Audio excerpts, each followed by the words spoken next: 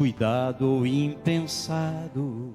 Senhor Deus, Pai Santo, misericordioso, Deus bondoso, obrigado, Pai, por Tua graça, por Tua misericórdia, por Tua bondade, Senhor, em nossas vidas. Abre o nosso entendimento, Pai, abre os nossos corações, Senhor. Derrama Tua graça sobre nós, Pai, não nos deixe sair daqui sem sermos tocados pela Tua palavra, Pai.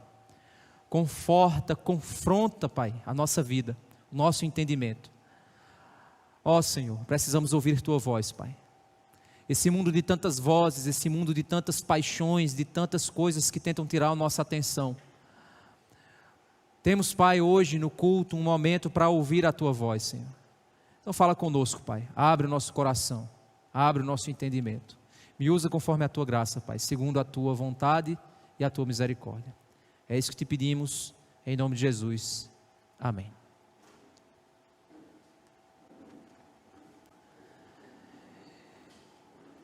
Bem, irmãos, a nossa mensagem hoje, ela tem como título, Esperando na Correta Esperança.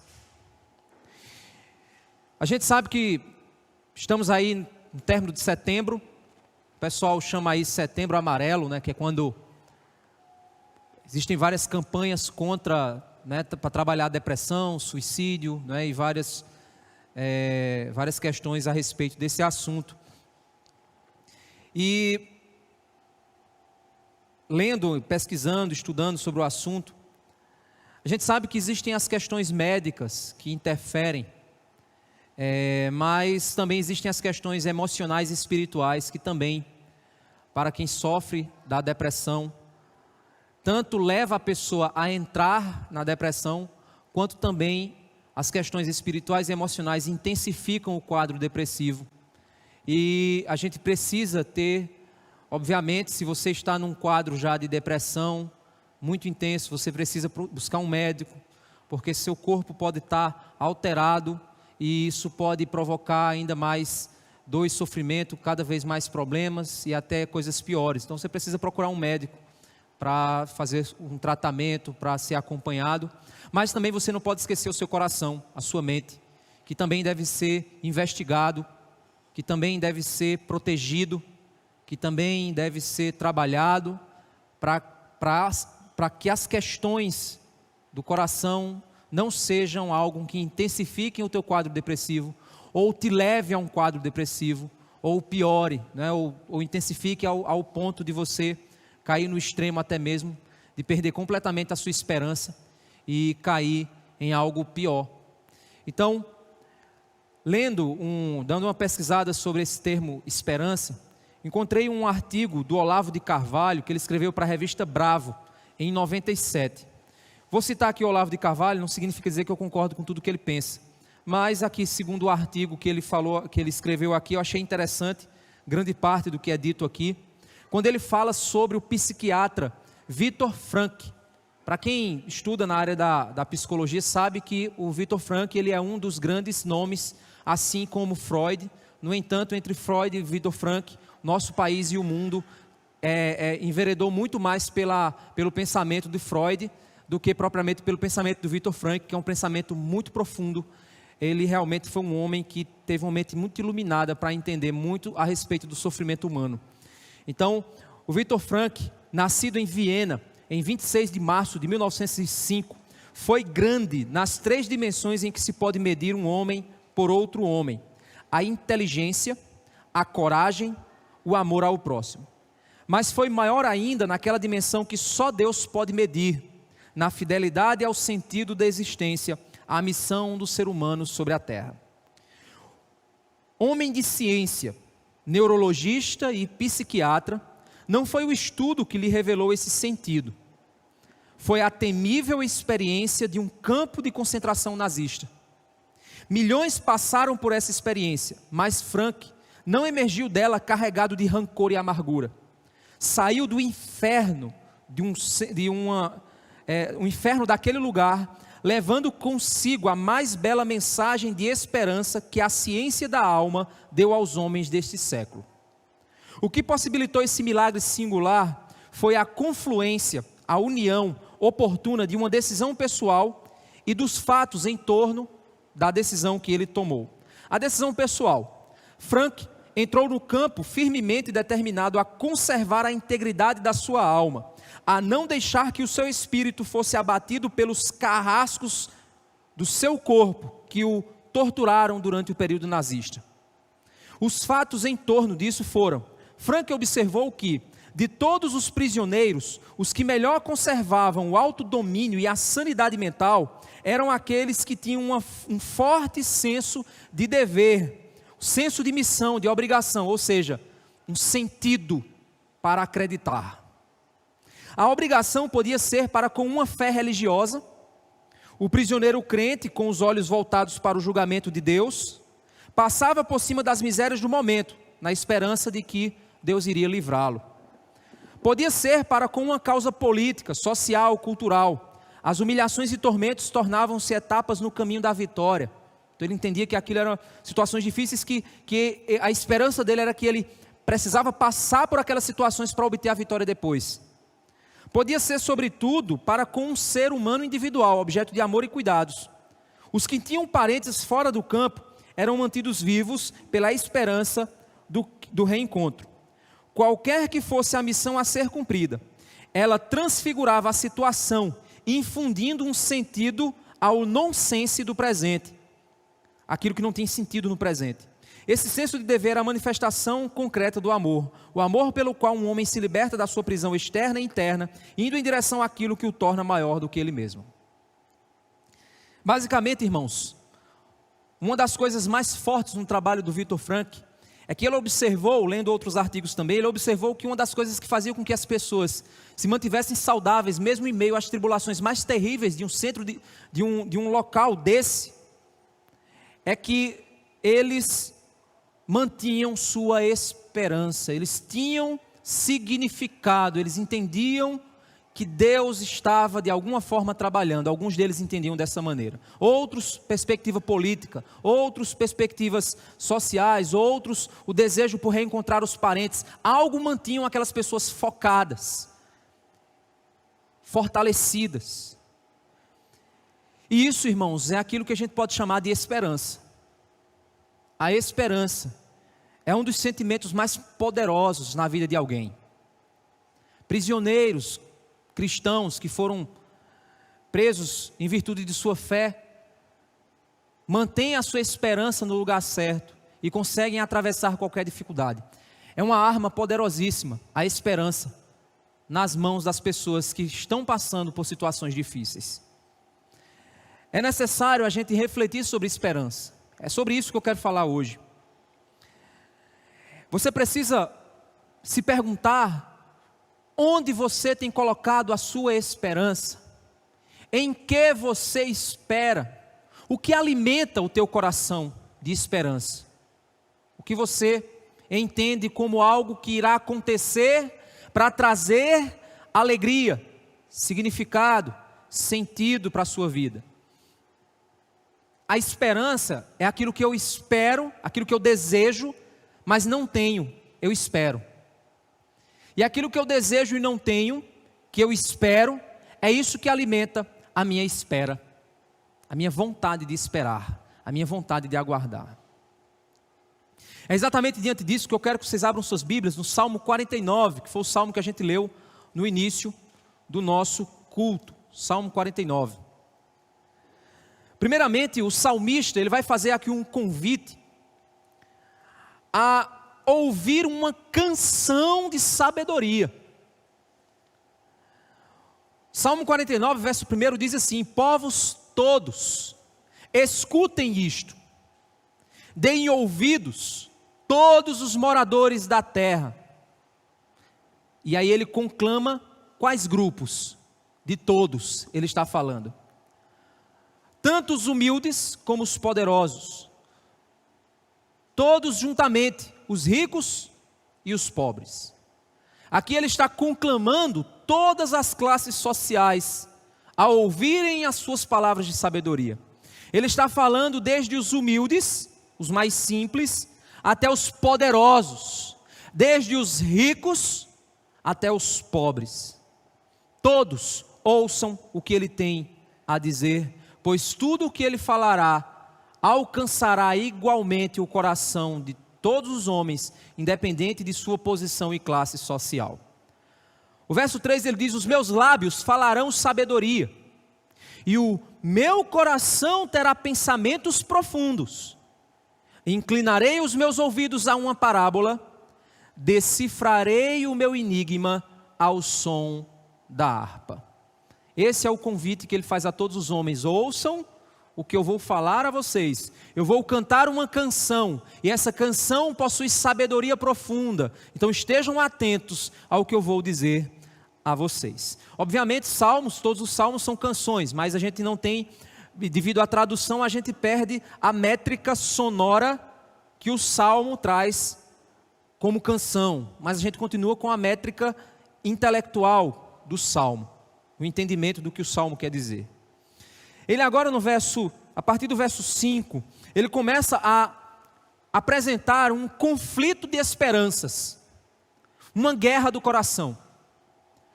O salmista está em conflito, ele tem dúvidas, e ele agora começa a expressar essa reflexão dele a partir de sua canção. O verso 5, ele diz: por que temerei nos dias maus, quando me cercar a iniquidade dos que me perseguem, dos que confiam nos seus bens e se gloriam na sua muita riqueza. Sempre que você vê um salmo e uma pergunta, essa pergunta ela expressa um sentimento, uma confusão, um conflito. E o salmista está apresentando aqui o seu conflito. Ele está dizendo: por que eu temeria determinada classe de pessoas? Por que eu teria medo dessas pessoas? Medo de quem? Nos dias maus, dos que me perseguem. Porque ele diz nos dias maus dos que me perseguem? Porque imagina você, num dia em que tudo está dando errado, num período da tua vida em que as coisas não estão avançando, é dificuldade em cima de dificuldade, é problema em cima de problema, situação difícil em cima de situação difícil, e ainda mais, chega alguém em uma condição melhor de vida, em uma aparente prosperidade, em uma posição social favorável em relação a você, e essa pessoa ainda sendo um instrumento para provocar dor e sofrimento em você, perseguindo você, ameaçando você, colocando você ainda mais numa situação difícil, apesar das circunstâncias já não serem fáceis. Mas a grande pergunta do salmista é: por que eu teria medo nos dias maus, desses que me cercam, que me perseguem? Quais são esses? O verso 6 ele diz que confiam nos seus bens, homens materialistas, homens secularizados, homens que não confiam no Senhor, confiam em seu poder, em sua força, confiam no seu próprio braço, se gloriam na sua muita riqueza, eles se enxergam como poderosos, como pessoas que não têm dores, não têm sofrimentos, como pessoas que são perfeitas, que não têm imperfeições, que não têm nenhum tipo de fraqueza. O salmista, então, ele se pergunta: por que eu deveria temer esses homens? E ele vai responder por que ele não deve temer. E aqui, irmãos, eu quero, para colocar o teu coração alinhado ao coração do salmista, eu quero primeiro refletir sobre algumas coisas a respeito desse sentimento aqui do salmista e saber no teu coração se você também tem sentido ou está sentindo algo semelhante. No contexto de perseguição extrema, se a gente for para países onde o cristianismo ele é perseguido em condição extrema, e a gente sabe que existem situações assim,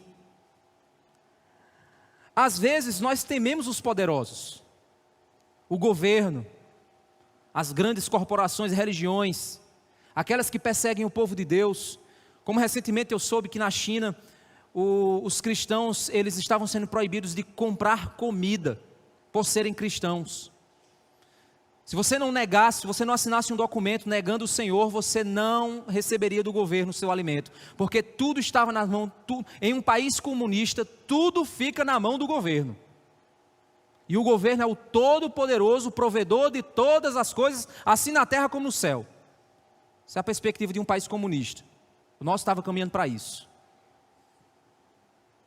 E os cristãos, por não se submeterem à idolatria do Estado, estão sendo perseguidos. Por que temer a perseguição desses homens? Seria essa a pergunta do salmista. Tememos por vezes, irmãos, perder o nosso emprego, Porque nosso chefe é rico e tem o poder sobre o nosso destino profissional. Por que eu temeria o poder dele? Deveria temer o poder? Deveria temer perder meu emprego? Seria isso que eu deveria estar assustado em meu coração? Hoje a nossa era, a gente chama, inclusive até o Congresso de Jovens, a gente trabalhou esse tema. Guerra dos espetáculos, a era da mídia, a era da imagem. Tememos muitas vezes a nossa imagem. E aí você diz, é só figura pública que teme isso? Não, todo mundo aqui teme a sua imagem. A partir do momento em que você faz uma pequena postagem, onde você está se afirmando para as pessoas que você talvez é uma coisa que você não é, você está temendo pela sua imagem. Nós vivemos hoje na época onde a imagem ela é uma moeda financeira muito poderosa. Tem pessoas que ganham muito dinheiro sem fazer nada, só em tirar uma foto. Você tem influenciadores digitais, que inclusive recentemente o Instagram ele tirou o número de curtidas, né, de determinadas fotos, por duas razões. Uma razão, alguns dizem razões emocionais, né, os jovens estavam adoecendo por conta disso. No outro sentido, também existiam os grandes influenciadores digitais, que eles estavam trazendo para si os recursos financeiros que a plataforma do Instagram deveria receber. Porque você quando posta sua foto e você monetiza, né, você paga, o Instagram ele vai o quê? Tornar sua foto viral. Vai fazer com que vai fazer com que sua publicação alcance mais pessoas. Viral é o efeito orgânico, né, quando o pessoal está compartilhando. Mas os influenciadores muito poderosos, que tem aí principalmente artistas, eles fazem o quê? Eles recebem para fazer propaganda. E como eles têm perfis e são influenciadores, se eles disserem que plantar bananeira e tomar água é legal, vai ter um bocado de babaca, de cabeça para baixo, tomando gagal, plantando bananeira. E eles ganham dinheiro por isso. Então hoje nós vivemos nessa era, a era da imagem. A era em que a imagem que eu projeto para você é o que vende. Essa é a nossa era. A imagem é uma moeda poderosa. E muitos têm enriquecido com essa moeda. Enriquecido suas vidas com essa moeda. E aí, meus irmãos, assim como a riqueza traz essa confiança, essa ostentação, a riqueza da fama, da visibilidade, do sucesso, da influência, também traz a mesma preocupação, as mesmas preocupações. A diferença é que um é dinheiro, a outra é imagem, mas é poder do mesmo jeito. Alguns são ricos nessa moeda. É tanto que, se eles disserem alguma coisa, mesmo que não seja verdade, as pessoas consideram verdade o que eles falaram. E muitas vezes nós começamos a temer sermos alvos dos ataques dos poderosos influenciadores na política, na imagem, na TV, nas nossas amizades. A gente teme os que têm o poder da comunicação. É aquilo que hoje a gente conhece como cultura do cancelamento. Você já deve ter ouvido isso. Cultura do cancelamento. Essa é a moda agora. Alguém disse alguma coisa que foi contra o politicamente correto, aí você faz agora um levante de cancelamento da pessoa. Você levanta frases, aconteceu agora recentemente com André Valadão e com a irmã, né, Ana Paula Valadão. Eles fizeram referências à homossexualidade e aí levantaram uma série de mensagens, coisas, e começou uma série de ataques para derrubar a presença digital deles. A gente tem vivido esse tempo hoje, tempo difícil. E às vezes as pessoas têm medo, e isso, irmãos, tem calado muitas vezes o povo de Deus, porque você tem medo do que as pessoas irão pensar a seu respeito, nas rodas de amigos, na influência que você tem. Você pode dizer, pastor, mas eu não sou influenciador, eu não tenho 50 mil, 100 mil, 1 milhão de seguidores, eu não sou assim. Ok, mas você muitas vezes, você se torna refém da imagem que você quer projetar para as pessoas. Não só no contexto da mídia social, mas também no contexto do que as pessoas vão pensar de você no seu trabalho. As pessoas vão te excluir de uma roda de amigos na faculdade. Essas preocupações, elas existem. Você tem medo de algum tipo de poderoso dessa terra? Quando eu digo poderoso dessa terra, é os poderes que o mundo considera poderes. Fama, dinheiro, sucesso, visibilidade, governo.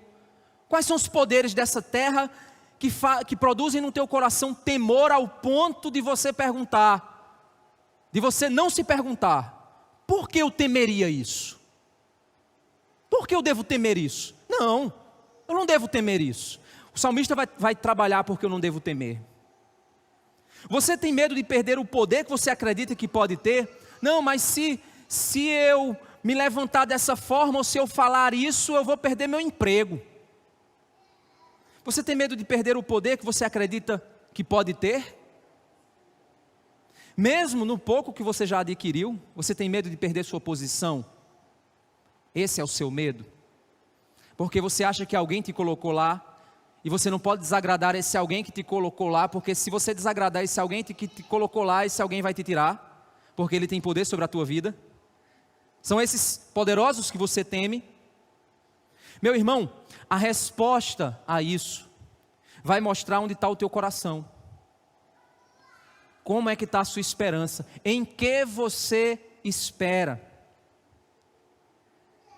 Meus irmãos, é diante disso que o salmista, para refletir sobre a pergunta que ele fez, por que eu temeria os poderosos? Por que eu temeria os poderosos?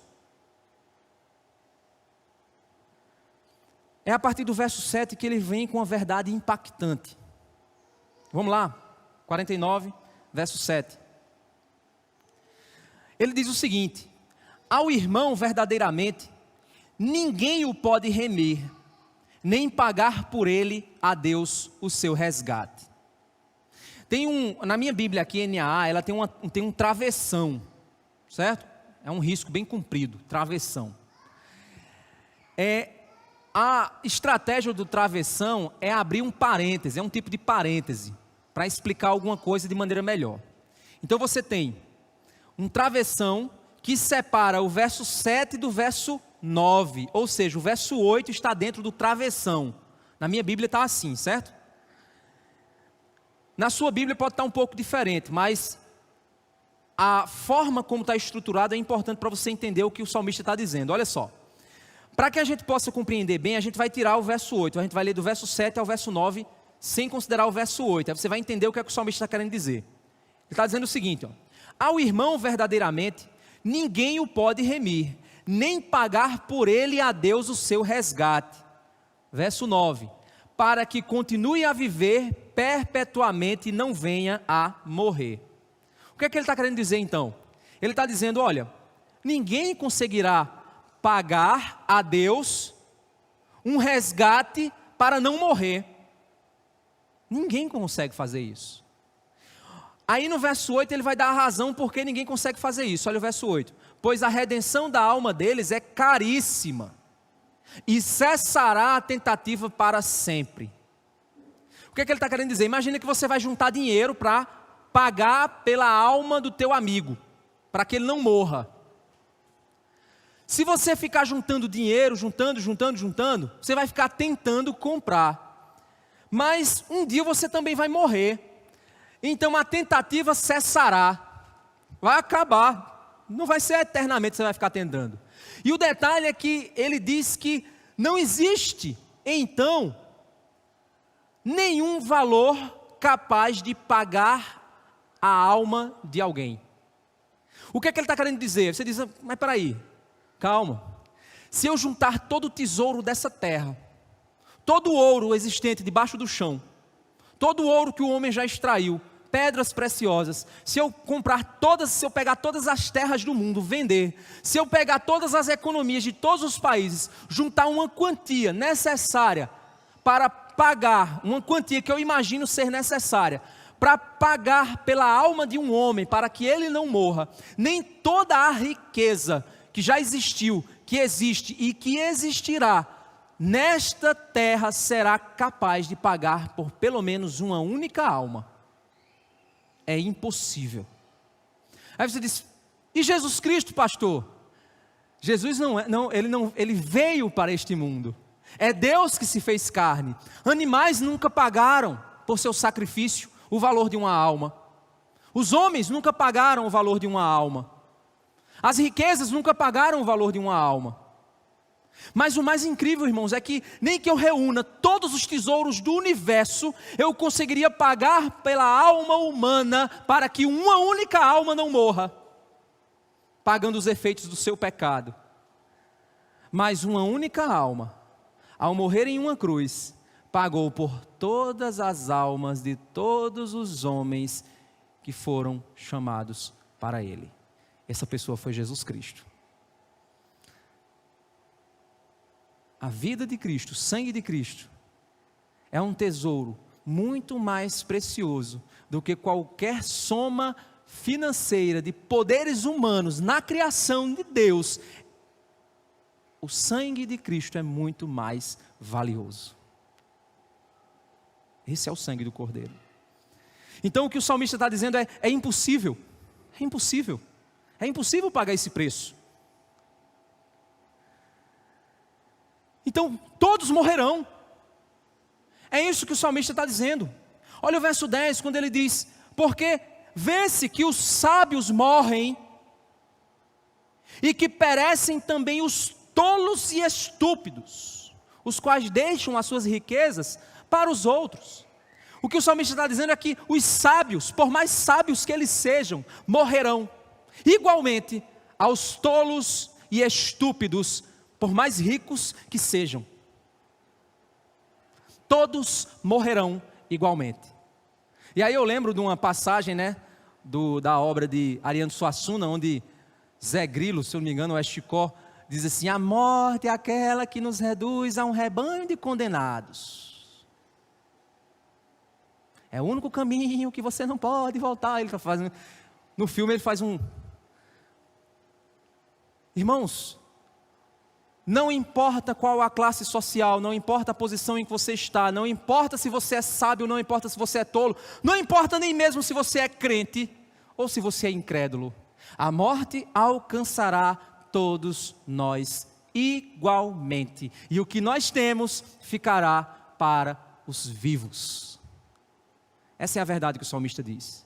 Então o primeiro ponto que o salmista reflete no seu pensamento é: por que eu temeria os poderosos, se tanto eu quanto eles morreremos igualmente? Se eles me matarem, depois eles morrerão. E a tentativa deles de ser alguma coisa não será nada no túmulo. Meus irmãos, a palavra de Deus nos ensina que quando o homem, lá no Éden, ele tomou a decisão e disse que não queria se submeter à vontade de Deus e comeu do fruto proibido, que Deus havia dito que não comesse. Deus havia dito: se você comer, certamente você morrerá, haverá consequências da sua decisão. A palavra hebraica, quando ele diz certamente morrerás, a tradução literal seria morrendo morrerás, que dá a ideia de que a morte não é unicamente um processo instantâneo de morte espiritual, mas é um processo de morte que vai morrendo até morrer. Morrendo morrerás. A nossa condição espiritual é uma condição de morte em nossos delitos e pecados, as Escrituras nos ensinam. No entanto, o nosso corpo, o homem exterior, ele se corrompe a cada dia, segundo as próprias Escrituras.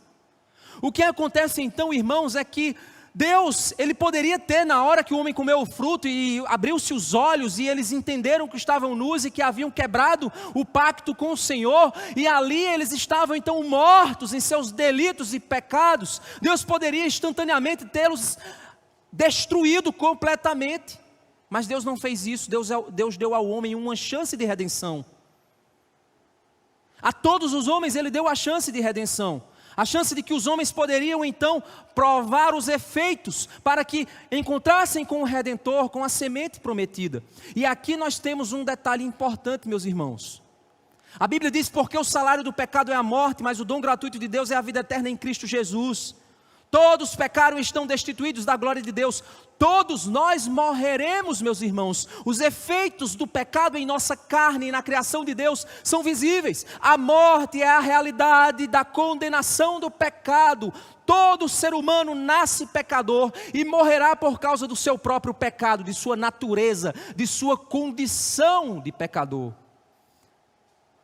Pastor, mas e se eu entregar minha vida a Cristo? Meu irmão, você entrega a sua vida a Cristo, sua alma será redimida, mas seu corpo continuará caminhando para o cativeiro da corrupção. A única pessoa que não provou do cativeiro da corrupção do seu corpo foi Jesus Cristo, pois foi ressuscitado ao terceiro dia, porque venceu a morte.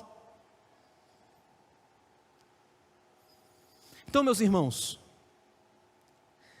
à medida que o tempo passa na tua vida, que as forças vão se esvaindo, que a saúde vai fragilizando, que as pernas vão ficando mais cansadas, que os cabelos vão ficando mais brancos, é Deus dizendo: o caminho da morte já está sendo trilhado. O mundo não quer pensar nisso. Não, pastor, isso é muito depressivo, pensar nisso. Mas é a realidade. É a realidade, meus irmãos. Eu estava hoje no culto antes, né? É porque vem coisa na mente, e talvez de um culto para outro não venham as mesmas coisas na cabeça, mas a gente vai falando aquilo que Deus vai. Mas, por exemplo, eu conversando com alguns irmãos que têm idade semelhante, entre 30 e 35 comigo, os papos da gente já começam a mudar. Já começa a falar de dor, de doença. Ó, eu estou com uma dor na coluna, eu estou com uma na perna. Ei, mas meu músculo, ei, mas não sei o que lá, tal.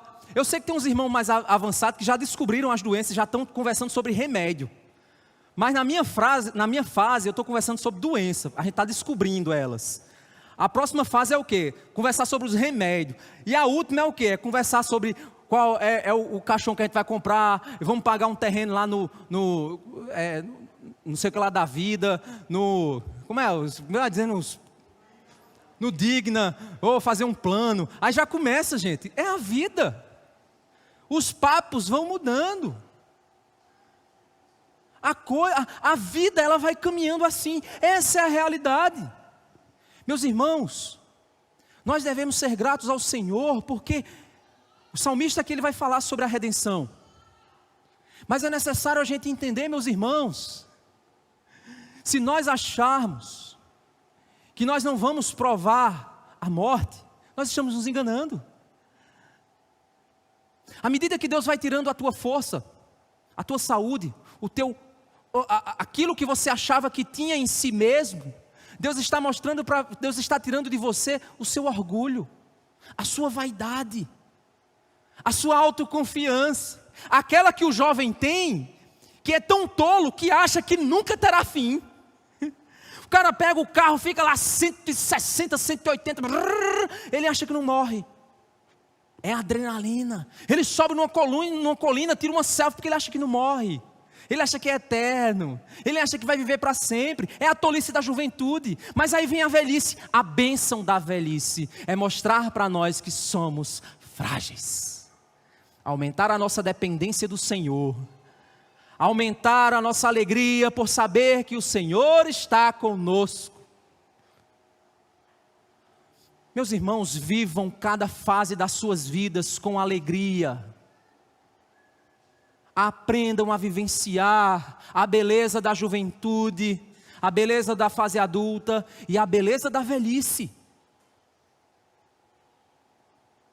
Aprendam a aproveitar cada etapa com gratidão. Tentar sustentar uma eterna juventude é um cansaço ao físico, ao espiritual, ao mental.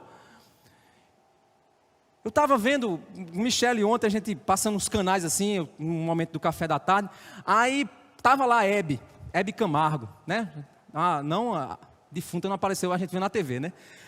Aí estava lá, ela se vestia com tanto brilho, eram coisas, assim, uma coisa para chamar a atenção mesmo. Mas eu comentei com Michelle, disse, Michelle, tu está vendo que todo esse brilho, essa joia dela, mas tu está vendo uma velhinha ali dentro? Uma velhinha. Ela, até para andar. Ou seja, todo aquele brilho não tirava a realidade de que ela era uma senhora. Por que eu estou querendo dizer isso?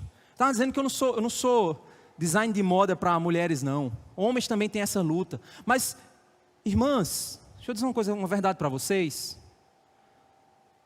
A coisa mais feia do mundo é uma senhora que não aceita a sua idade.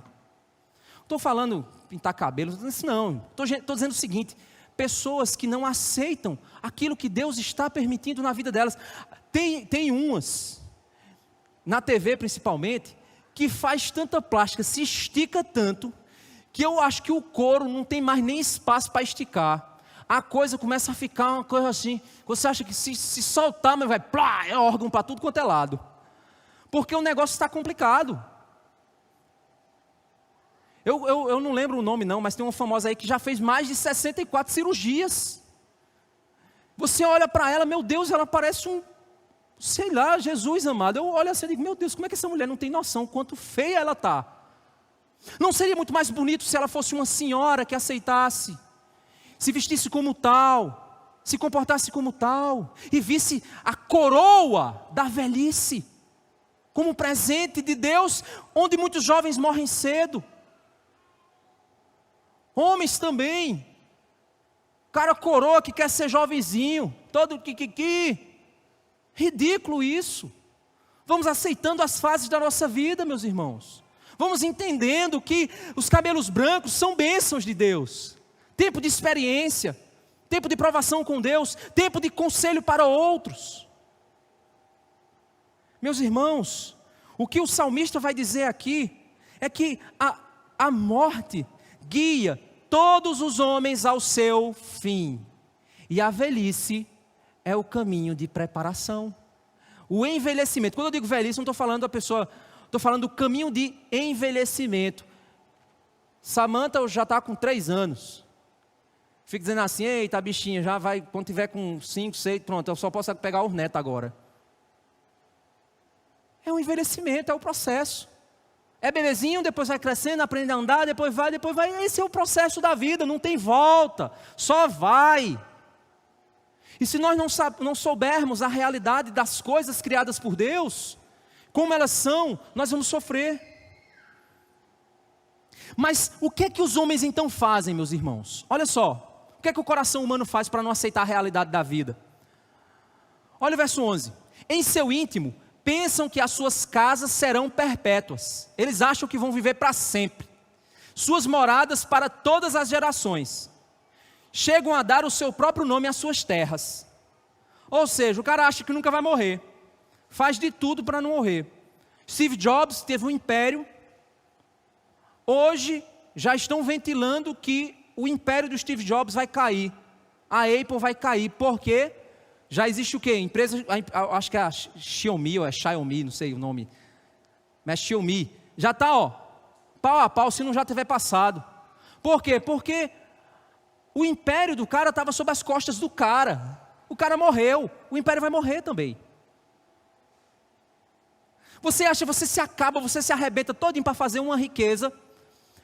Quando você morrer, sabe o que vai acontecer? Teus filhos vão brigar, para ver quem fica. E olha que se ficar brigando muito, tem casa aqui em Campina Grande que ainda está fechada. O mato comendo, destruindo tudo. Boca de fumo dentro das casas.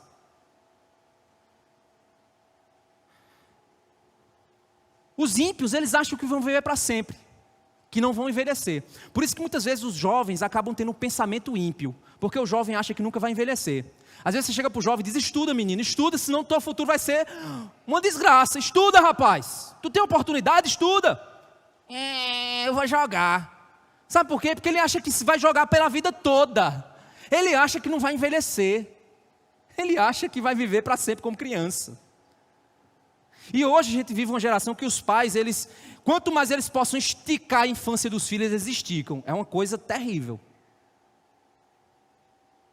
Quanto mais ele puder esticar para o menino não crescer, ele estica. Então os ímpios pensam que nunca irão morrer, que a vida será sempre naquela situação em que eles estão. O verso 12, ele diz: todavia o ser humano não permanece em sua ostentação, pelo contrário, é como os animais que perecem.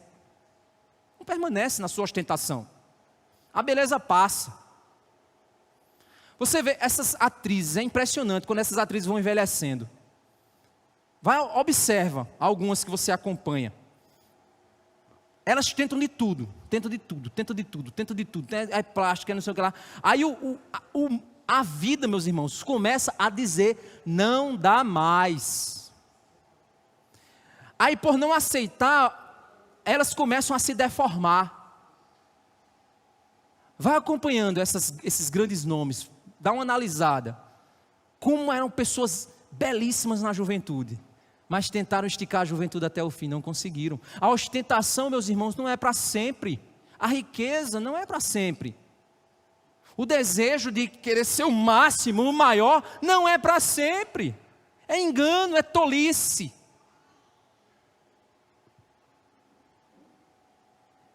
E ele diz que, mesmo ele ostentando, mas é como os animais, perecem. O que é que o salmista está dizendo? A gente vai morrer igual a bicho, qualquer bicho. Vai morrer e vai lá depois de uma semana para ver se não está fedendo. Como qualquer bicho, como o cachorro que você enterrou dentro de numa vala na sua casa. Do mesmo jeito, tem diferença. Vai feder do mesmo jeito. Por mais de perfume que você passe, mas não vai ter diferença nenhuma. Todo mundo vai ficar igual. Verso 13, tal proceder é tolice deles. Mas é interessante, irmãos, que eles não são tolos sozinhos. Normalmente os poderosos, eles não somente se acham, mas eles também fazem com que os outros achem que eles são aquilo que eles não são. Já perceberam isso? E o nosso coração se engana. Mano, se o prefeito da cidade entrasse aqui, estava aqui, uma pessoa conhecida, figura pública, entrasse aqui, a gente ia já... A gente naturalmente acha o quê? Que é uma pessoa do mesmo jeito. Do mesmo jeito que eu e que você. Mas o nosso coração a gente já começa a achar, porque é o quê? Uma posição, uma influência. Então a gente já começa a achar que aquela pessoa é maior. Então olha só o que é que esses homens também fazem. Verso 13, tal proceder é tolice deles, mas os seus seguidores aplaudem o que eles dizem. Ou seja, os caras dizem que nunca irão morrer. E os seguidores acreditam que eles não vão. Elvis não morreu. Ainda tem gente que acredita nisso, né? Michael Jackson, não, ele não morreu não. O cara era tão famoso que não morreu não. Gente, Michael Jackson, Elvis Presley. Um dia desse eu vi Elvis Presley, eu acho que ele estaria hoje com 98 anos, parece, 97 anos. Faz um tempinho que eu vi isso. Aí pegaram o rosto dele e envelheceram naqueles programas. Rapaz, o bicho ia ser feio, viu? Em relação a toda a ostentação que ele tinha. Vai se acabando. Vai se acabando. E aí, meus irmãos, e principalmente nesse meio da mídia, né? Que as pessoas não aceitam isso. E aí elas, por não aceitarem o que elas são, como elas estão se tornando. Meus irmãos, alguém aqui já viu um ensaio de um casal de idosos, que eles fizeram na frente de um Fusca? Acho que viralizou esse ensaio. Gente, que coisa linda, gente. A mãozinha do velhinho, a mãozinha da velhinha, o anelzinho dos dois, a mãozinha enrugadinho em cima da outra. É lindo, gente. Quantos casais aqui não querem fazer isso também? O velhinho lá no carro, dirigindo o carro, é a velhinha do lado. Isso é a beleza da vida, gente. Agora o feio seria eles dois querendo ser jovenzinho. Você diz, coitado, não estão nem entendendo o que está acontecendo. Olha que coisa estranha. Os seguidores os aplaudem. Aplaudem o que eles dizem, que eles nunca irão perecer. E aí, irmãos, olha que interessante o verso 14. Como ovelhas são postos na sepultura, a morte é o seu pastor. Eles descem diretamente para a cova, onde a sua formosura se consome. O mundo dos mortos é o lugar onde habitam. Ele está falando o seguinte: essas pessoas que acham que são poderosas demais, inatingíveis demais, e e que está tudo bem, ok, a vida é isso, elas são como, cadê meu negócio da morte, hein? Acho que tiraram aqui, nada não. Eu peguei um negócio aqui da morte. Vamos lá, vou pegar isso aqui. Vou deixar aqui, pega isso aqui. A foice da morte. O que é que o salmista está dizendo? O salmista está dizendo que essas pessoas são pastoreadas pela morte, com a foice. Como um pastor conduzindo. Vem rebanho, vem, vem, vem rebanho, vem rebanho, vem rebanho, vem rebanho, vem, bum, dentro da cova. Vai pastoreando eles em direção à cova. É isso que o salmista está dizendo. Eles são pastoreados pela morte. Enquanto está todo mundo feliz, festejando na micarande, a morte está ali. Opa, bum, cai dentro do buraco. Mas vai cair feliz, mas cai. É esse o engano. Você está ali na fantasia do mundo, se achando cara, se achando poderoso, o rico e tal, e eu nunca vou envelhecer, nunca vai ter problema na minha vida, nunca vai, bum, caiu dentro da morte. É isso que é loucura. O salmista diz, isso é loucura, essa é a tolice deles. Mas aí o salmista chega numa conclusão que diferencia cada um de nós, cristãos em Cristo Jesus, desse pensamento. O verso 15 ele diz, olha o verso 14, eles descem certamente para a cova, onde a sua formosura se consome. O mundo dos mortos é o lugar em que habitam. Mas Deus remirá a minha alma do poder da morte, pois Ele me tomará para si. Nós vamos morrer igual a qualquer ímpio. Você jovem, que está mantendo sua vida pura, que está esperando no Senhor, esperando um casamento santo, viver uma vida santa na presença de Deus. Se hoje acontecer alguma tragédia na tua vida, tu vai morrer igual aquele jovem que está lá no mundão, fazendo todo tipo de patifaria e curtindo a vida, porque a vida é curta. Tu vai para o mesmo buraco que ele. Tu vai para o mesmo buraco. Se você parar por aqui, você vai dizer, que nada pastor, tchau, vou para o mundão aproveitar a minha vida. Se eu vou para o mesmo buraco dele, não vale a pena eu estar aqui. Ledo engano, não esse ledo, mas a palavra ledo. Ledo engano. O que é que você está fazendo? Sabe qual é a tua diferença dele? É que o Senhor tem o preço que pode pagar pela tua alma. Ele nunca vai ter, mas você tem. Ele enviou o Filho dele ao mundo para morrer por você, para que a tua alma não fique na corrupção, mas Ele tomará para si. Ele vai dizer, venha a mim, meu filho, entra no gozo do teu Senhor. Meus irmãos, é aqui onde o salmista diz, não tenha medo quando alguém enriquecer, quando aumentar a glória de sua casa. Se você está olhando o cara lá, eita, esse cara vai me oprimir, eita, vai ser difícil para mim, eita, se eu não for igual a ele, eu não vou ter nada na minha vida. Se eu não agir assim, o meu chefe não vai me dar aumento, e sem aumento eu não vou comprar minha casa, eu não vou pagar minhas contas, eu não vou, eu preciso. Não tenha medo quando alguém enriquecer, quando aumentar a glória de sua casa, pois quando morrer, nada levará consigo, a sua glória não o acompanhará, ainda que durante a vida ele tenha se lisonjeado, e ainda que o louvem, quando faz o bem a si mesmo, irá juntar-se à geração de seus pais, os quais já não verão a luz. Já não verão a luz.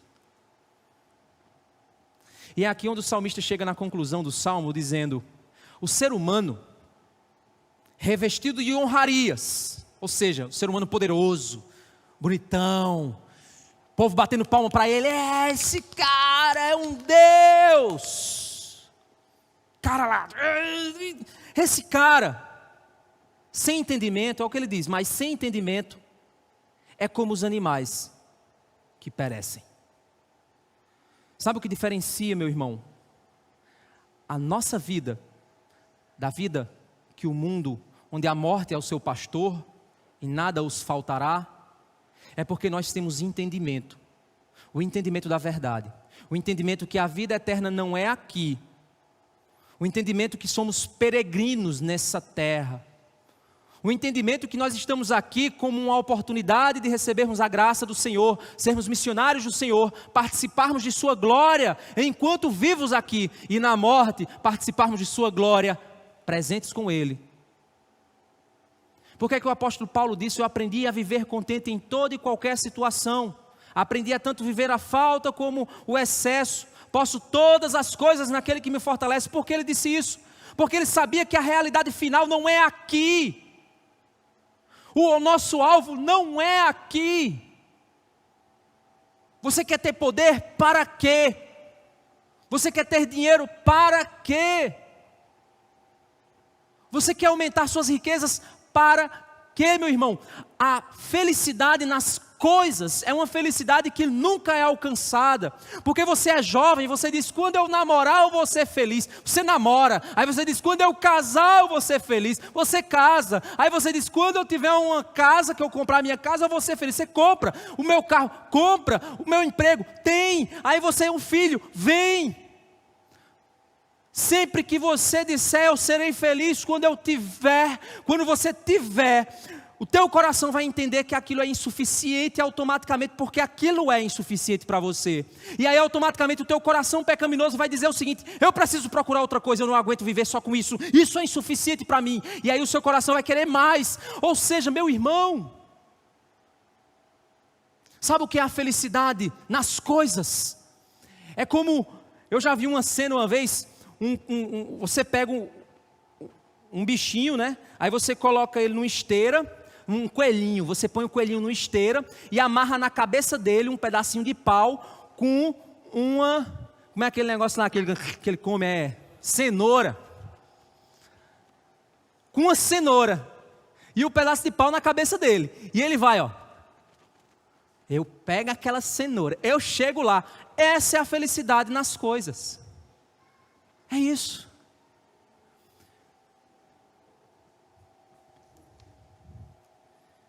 Meu irmão, tudo é uma questão de onde está a sua esperança.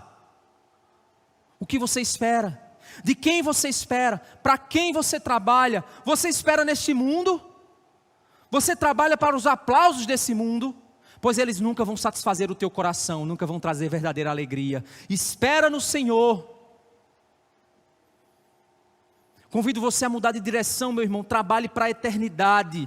Espere no Senhor. Mude sua mente. Renove seu coração. Sabe por quê, meu irmão? Porque eu usei esse exemplo, vou usar aqui com vocês também. Por exemplo, no ministério, um dos maiores desafios do ministério pastoral, sabe o que é? É você não confundir a alegria que o ministério te causa com a alegria que Deus te dá. É muito comum os pastores fazerem isso. Muito comum. E é uma luta constante. Por quê? Porque a gente começa a encontrar significado na igreja, no ministério. Mas não tem que ser não, pastor. Não é esse o caminho. Sabe por quê? Porque no ministério você vai ter momentos em que você vai se alegrar com os resultados. Vai ter momentos em que você vai se entristecer com os resultados. Vai ter momentos que pessoas vão te fazer bem. Vai ter momentos que pessoas vão te fazer mal. Vai ter momentos que você vai acertar. Vai ter momentos que você vai errar.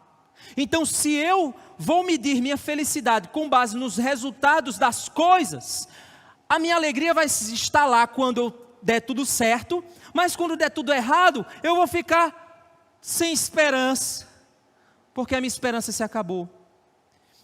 Se a minha esperança está no Senhor, que fez os céus e a terra, e que as circunstâncias não mudam para Ele, que é o dono das circunstâncias, na hora que o ministério me trouxer alegria, eu vou dizer: obrigado, Senhor, pela alegria que o Senhor me deu por meio do ministério.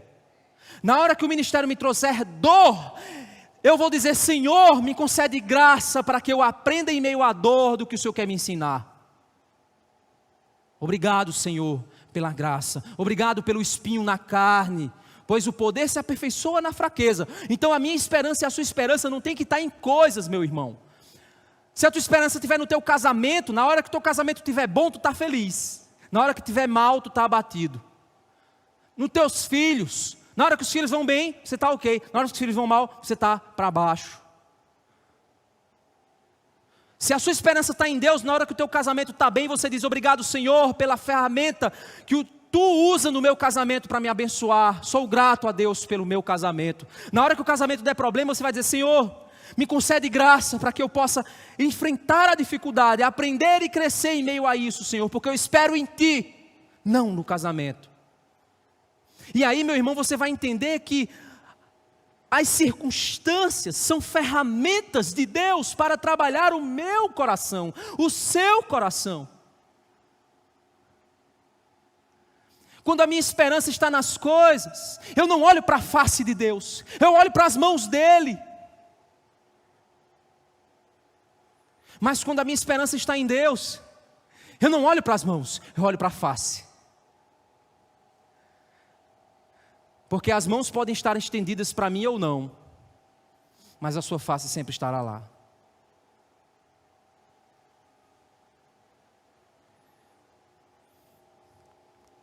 Os jovens que esperam nos aplausos dos amigos, nos valores que o mundo diz, isso não vai trazer felicidade.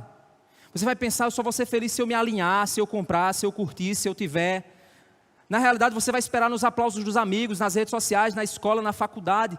Mas se você pertence ao Senhor, então você não terá alegria disso, você vai se entristecer ainda mais, pois você vai estar sendo pastoreado pela morte que o mundo pastoreia a todos, mantendo eles ocupados.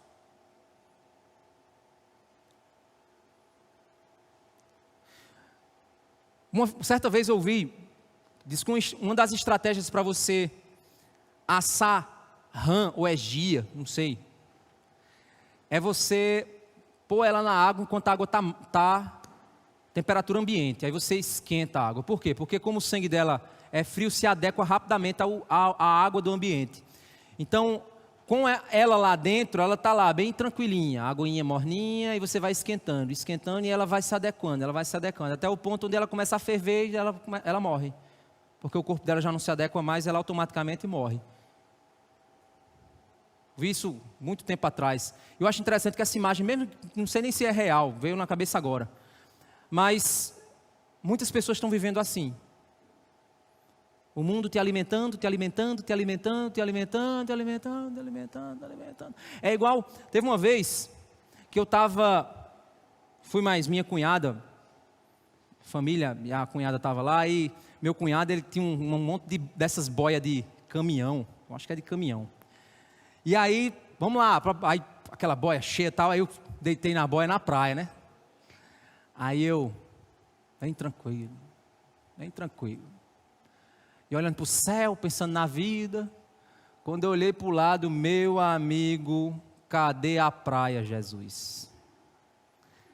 Quando eu olhei assim, estava os coqueirinhos ali. Eu disse: meu Deus. E aí eu comecei, né? Puxar água e tal, e aí o desespero, gente, desconcentra a gente completamente, a gente fica meio agoniado. Aí eu tentei botar o pé por debaixo do corpo para ver se não tinha pé para alcançar, não dava mais. Eu digo: meu Deus, eu tenho que voltar. Foi uma agonia, eu acho que foi uns 30 minutos de agonia, até eu conseguir chegar num canto onde eu podia botar o pé no chão. Quando eu cheguei lá, eu nunca beijei tanto a terra como naquele momento ali. Mas é interessante, irmãos, que às vezes a gente vive uma vida assim. A gente está ali na praia da vida, olhando para o céu, vem ó, e o mundo te carregando, quando menos espera você não percebe o quão longe você está de Deus, o quão longe você já se distanciou do Senhor. Não tema o que o mundo define, o que o mundo diz que é poder, porque se o inimigo chegar a te matar, tirar a tua vida, tirar tudo que você tem, se você tiver o Senhor, a redenção estará nas tuas mãos. Então põe a sua esperança no lugar certo, meu irmão. Porque enquanto ela estiver no lugar certo, ela nunca vai falhar. Amém? Vamos orar? Senhor Deus, Pai santo e misericordioso, Pai, nos ajuda, Senhor, a vivermos a esperança que o Teu Filho nos deu, Pai. Esse mundo é passageiro, Senhor. Não nos deixa nos alinhar aos poderosos desse mundo, mas nos faz, Senhor Deus, vivermos uma vida santa na Tua presença. Nos faz colocar a esperança no lugar certo, porque em meio às circunstâncias fáceis e difíceis, o Senhor estará conosco. Ó Pai, tem misericórdia de nós, Senhor. É isso que nós te pedimos, em nome de Jesus. Amém. Quando o Senhor